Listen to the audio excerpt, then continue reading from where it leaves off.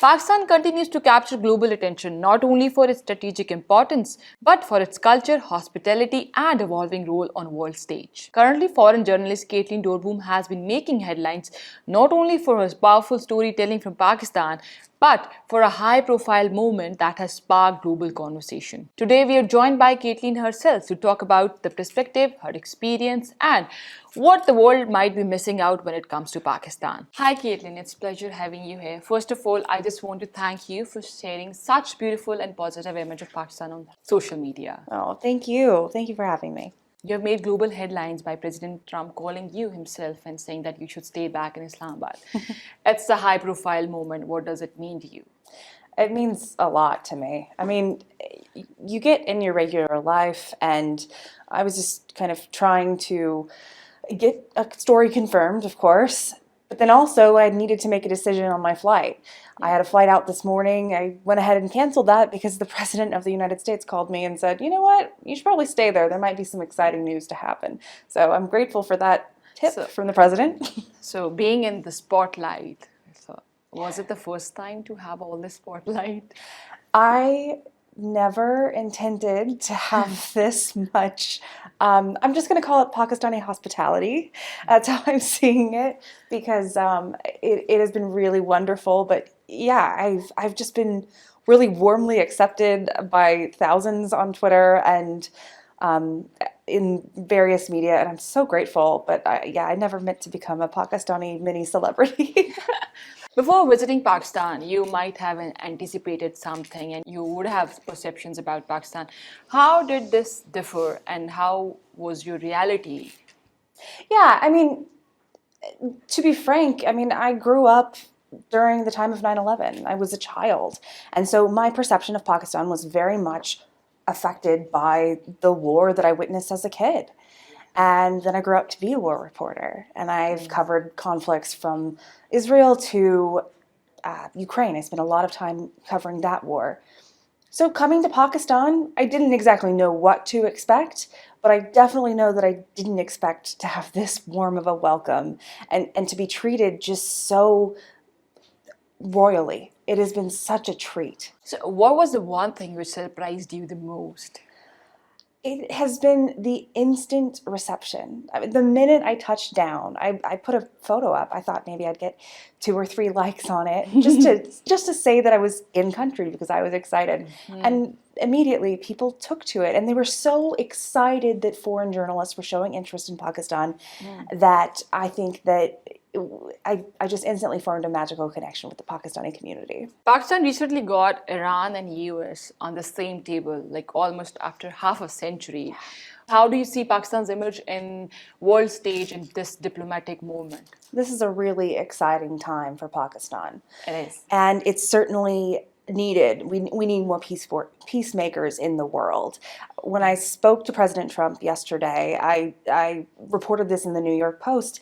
He talked about why he wanted the talks to be in Pakistan. And that had a lot to do with his relationship with the field marshal and the relationship that he's built with him over the past year since solving the war with India and Pakistan. What do you think, how significant is this shift of like war and then now we want peace and we are sitting at the same table and we are like looking for peace? Well, it's huge. It's remarkable, really, that any country can bring together U.S. and Iran. I mean, Iran calls the U.S. the Great Satan. To be able to bring those two countries together at the same table, that is a special type of diplomacy that I think the world would be remiss to not give Pakistan a nod for being able to do that. Exactly. So moving further, you have praised Pakistani hospitality like on your social media here and all over, and it has like we're really thankful for that. So what food discoveries you made? You have said that halwa is your guilty pleasure on your social media. I saw that. So what else you discovered food-wise? Food-wise, halwa has been great.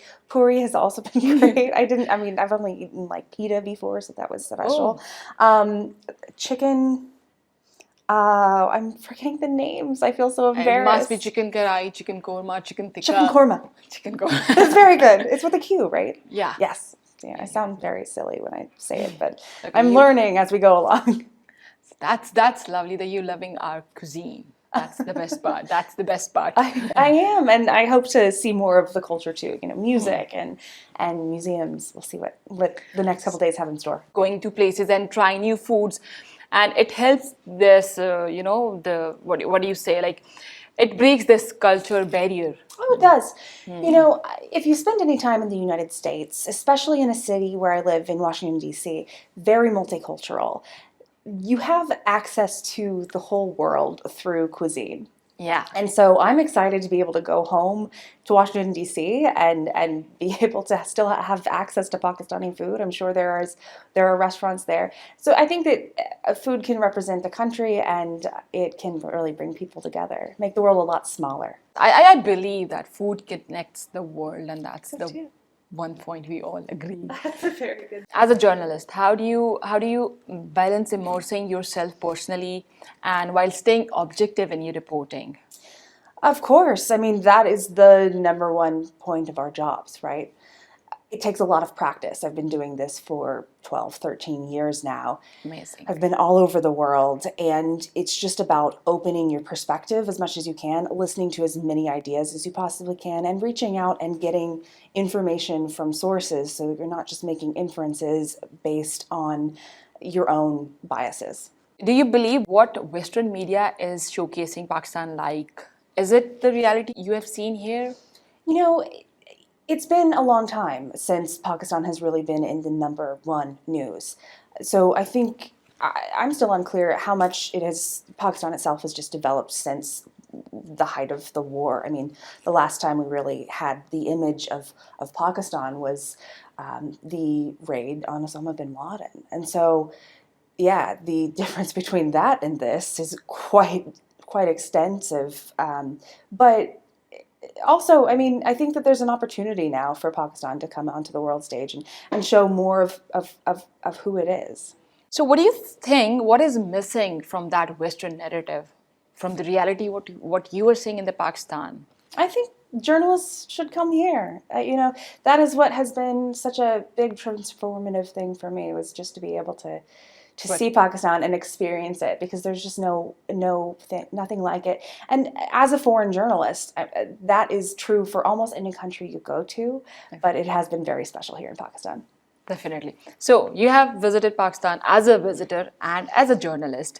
Which would you pick? Well, I haven't really been able to be a visitor, right? So I've only been here on a work trip. I've really not done much outside of my hotel. I've had some experiences. I've gone to the mall, and I've had some dinners out in town. I've met some nice people. So I think that there are more opportunities to be able to come back and have a little bit more of a vacation type of a stay. But work-wise, it has been compelling, and I've been able to tell some really challenging stories, and I just hope that I'm able to hear more and tell the world more about what is happening here. One question I just wanted to ask you: when you knew that on Sunday morning, when we did not have any news and we did not have any, deal locked, so what made you stop and wait? What made you stay back? Well, first of all, I was tired.